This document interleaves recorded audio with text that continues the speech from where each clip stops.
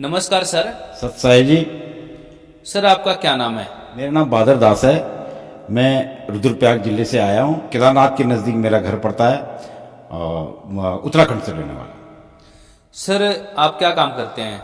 मैं मिस्त्री काम करता हूँ। सर संत रामपाल जी महाराज जी से आपने नाम दीक्षा कब ली? मैंने सर अगस्त 2014 में नाम दीक्षा ली। सर संत रामपाल जी महाराज जी से नाम दीक्षा लेने से पहले आप क्या क्या भक्ति साधना करते थे? मैं संत रामपाल जी महाराज की से नाम दीक्षा लेने से पहले मैं शंकर भगवान, देवी देवता और नरसिंह, भैरव आदि देवताओं में फंसा हुआ था। इन देवताओं की साधना करता था।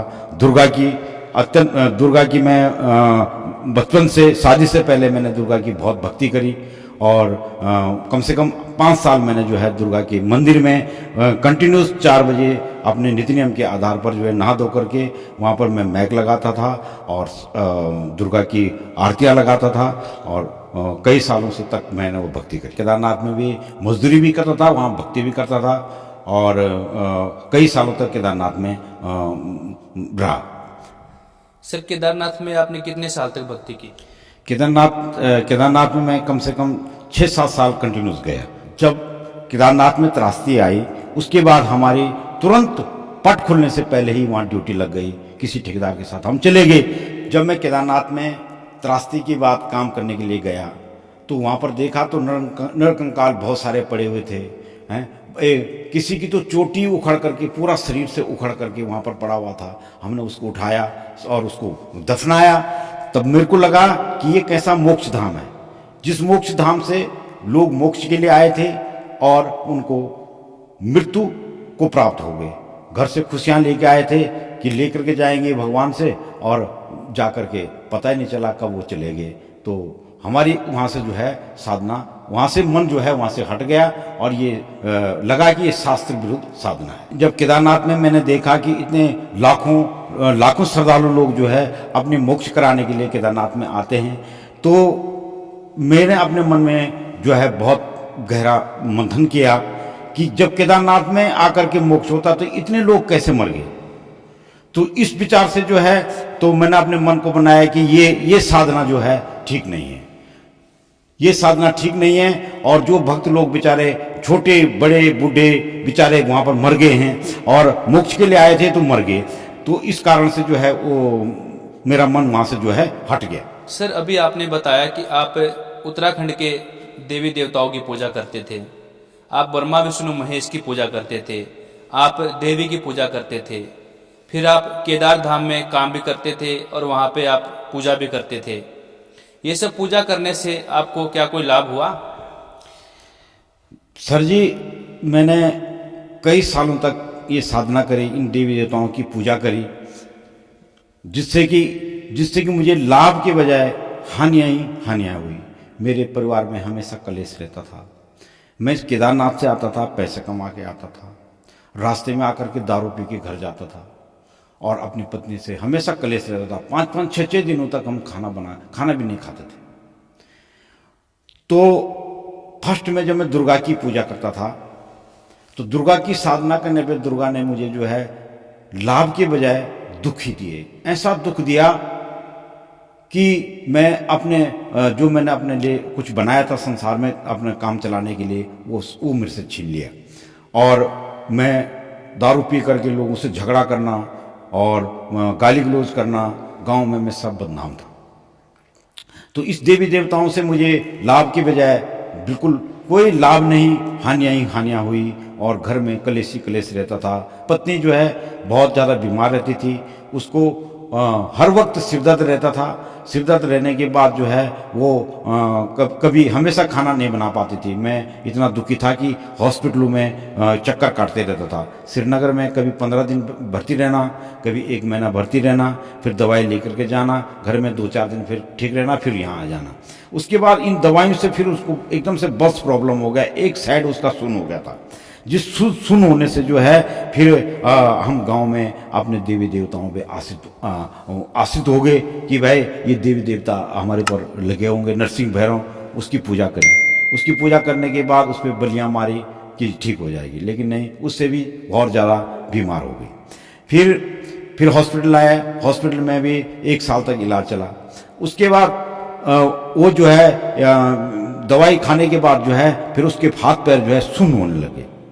अब सुन्न होने लगे तो उससे जो है हमारे जो है परिवार की स्थिति बहुत खराब हो गई। सर, आपके उत्तराखंड में एक और प्रथा बहुत ही प्रचलित है, जैसे कि भी आपने बताया कि हम सुख प्राप्ति के लिए देवी देवताओं को बकरी आदि जीव जंतुओं की बलि देते हैं।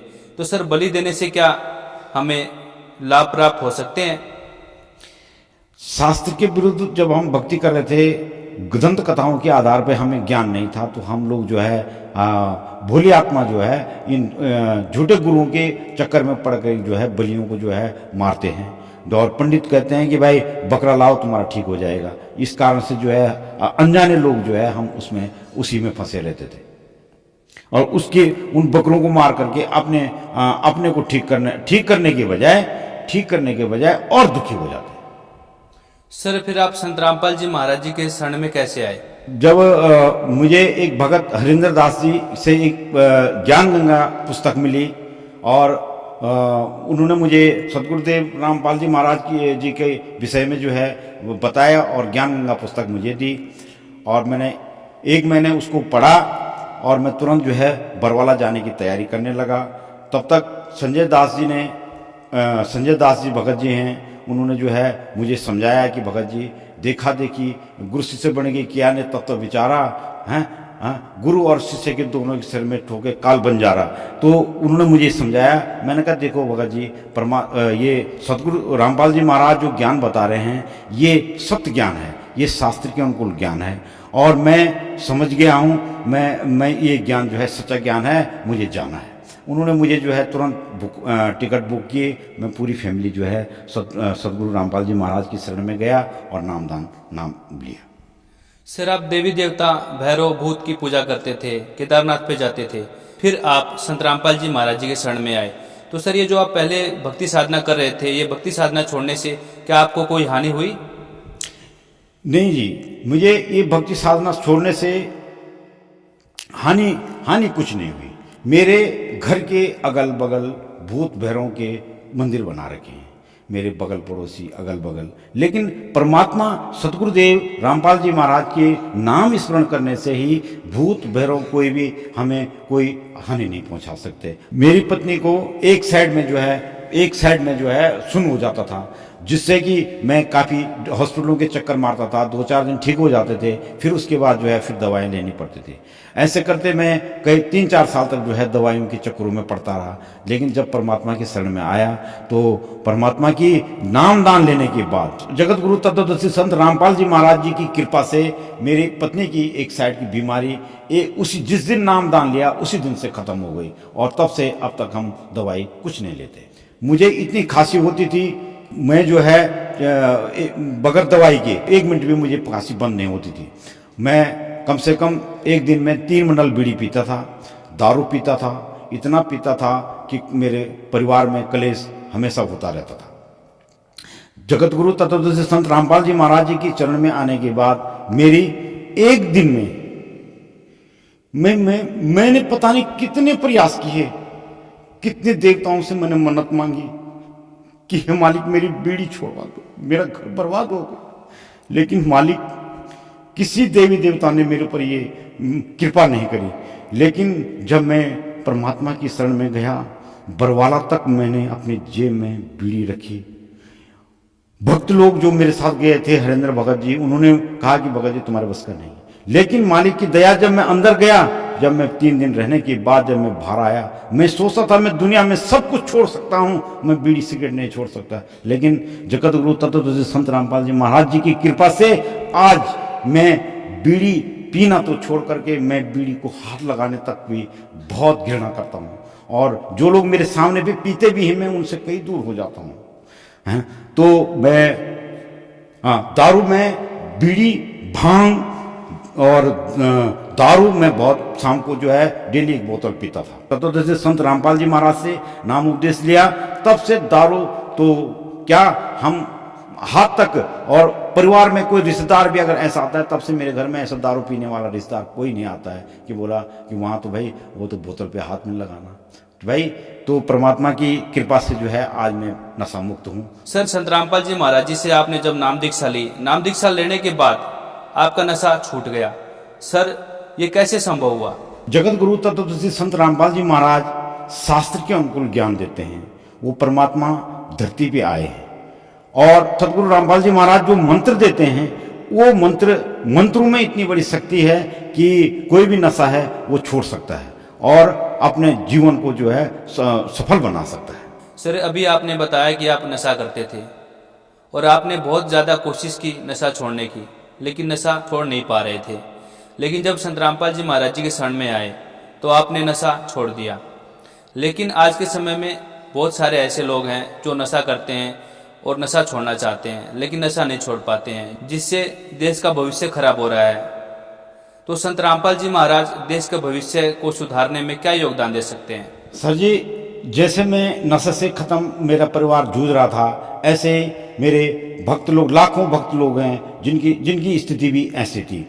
उन्होंने सदगुरु रामपाल जी महाराज से नाम उपदेश लेने के बाद उन सबके घर में खुशियां ही खुशियां हो गई। मुझे पूर्ण विश्वास है कि पूरा संसार जगत गुरु तत्वदर्शी संत रामपाल जी महाराज जी से नाम उपदेश ले तो नशा मुक्त हो जाएगा और विश्व के अंदर स्वर्ग जैसा माहौल बन जाएगा। मैं विनती करूंगा कि आइए और जगत गुरु तत्वदर्शी संत रामपाल जी महाराज जी से नाम उपदेश लेकर के अपने घर को सुखमय बना करके अपना मोक्ष कराए। सर, अगर कोई संसार में संत रामपाल जी महाराज जी से नाम दीक्षा लेना चाहे तो कैसे ले सकते हैं? सर, जगत गुरु तत्वदर्शी संत रामपाल जी महाराज जी का सत्संग टीवी के कई चैनलों पर विश्व में चल रहा है। जो भी भक्त आत्मा जगत गुरु तत्वदर्शी संत रामपाल जी महाराज से नाम उपदेश लेना चाहती है और अपना कल्याण कराना चाहती है, तो जो लोग मुझे देख रहे हैं, आपके सामने एक पट्टी चल रही है, उस पट्टी पे कुछ नंबर हैं, उन नंबरों पे कांटेक्ट करके अपने नजदीकी नामदान केंद्र से नाम लेकर नामदान उपदेश ले लें। धन्यवाद सर। सत्साई।